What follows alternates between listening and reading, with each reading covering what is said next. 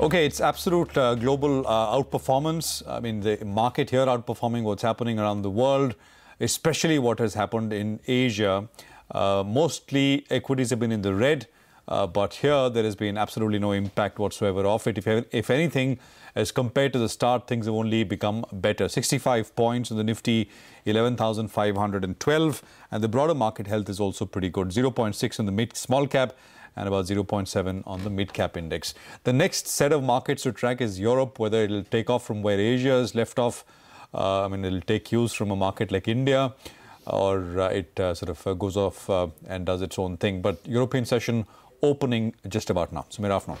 Hi, Prashant. Good afternoon to you. And yeah, it's a tepid start in Europe, but I guess investors could could take some bit of optimism actually that the US-China trade deal looks to finally be getting worked out. There's some unprecedented proposals that China has supposedly offered to the US. There's a fresh round of talks, of course, that's due to take place today. So that'll be something for investors to monitor. Of course, Brexit is something that refuses to go away as well. So those are some of the important cues for global investors. But first up, let's tell you what's happening in our own market.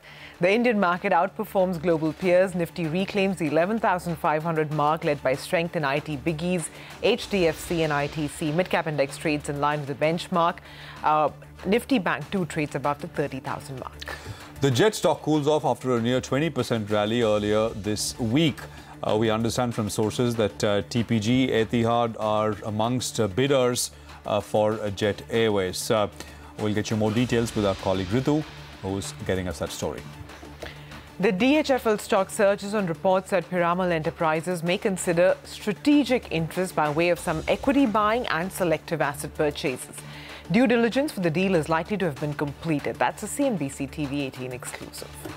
Weak consumption demand is seen across the board as CNBC-TV18 continues its ground check after M&M and Escorts are saying that they expect single-digit growth for the tractor industry in the coming financial year. Titan says that while they are doing well, liquidity concerns have certainly slowed down growth in the jewellery business. And former Reserve Bank Governor Raghuram Rajan says there is political consensus across the BJP and Congress for an income transfer scheme aimed at the poorest. Former Chief Statistician Pranab Sen calls the task of identifying the beneficiaries enormous. Okay, Ashwini is with us, so let's quickly get a quick take on the market. Ashwini, 11,515, what would you do in terms of the index first? Well, it appears that the market is probably trying to close at the highs of the session, and particularly Bank Nifty, that has really picked up, and we could cross this 30,260. So IT is up more than 200. Banks are up more than a couple of hundred.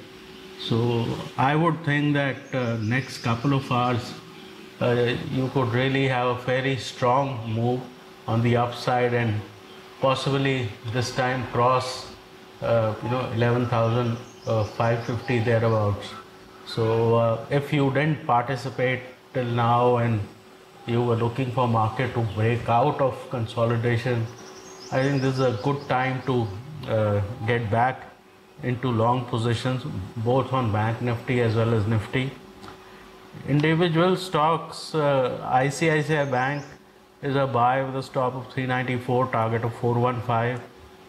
Adani Port is a buy with a stop of 374, target of 390. And India Bulls Housing is a buy with a stop of 769, target of 790.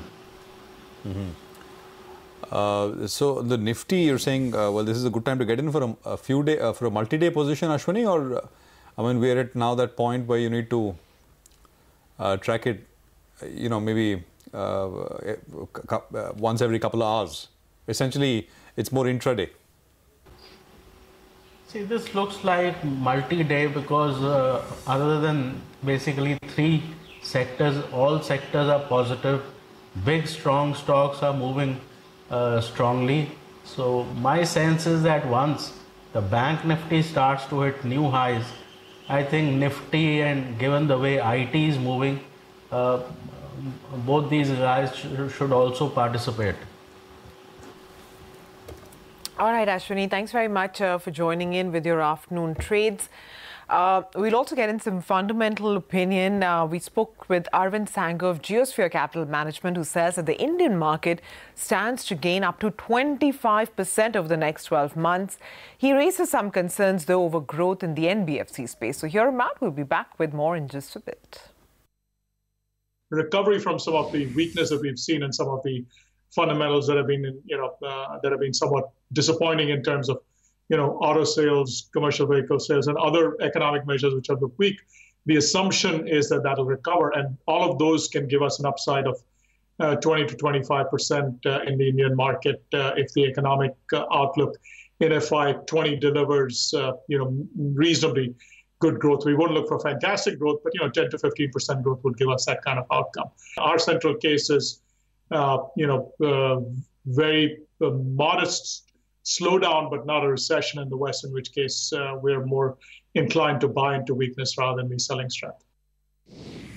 India is fine as long as it's a global slowdown and not a full-blown recession, because India does well when it's growing on a relatively attractive basis, and global liquidity is fine, which obviously with the Fed stopping raising rates, looks like liquidity is not a problem. So I think, to me, the Goldilocks for India would be no recession in US or Europe, easing of liquidity conditions by central bankers, both in Europe and the US. We're actually finding some of the NBFCs that have been extremely badly hurt to be a little bit more interesting. Those NBFCs had gotten very expensive, and we had traded off all of them last year, but some of them have come back to levels where I think that some of them are now trading at discounts to some of these banks. And yes, their growth will not be quite as heavy as before, but that is another area where investors should look at some of the higher quality NBFCs that have gotten sold off.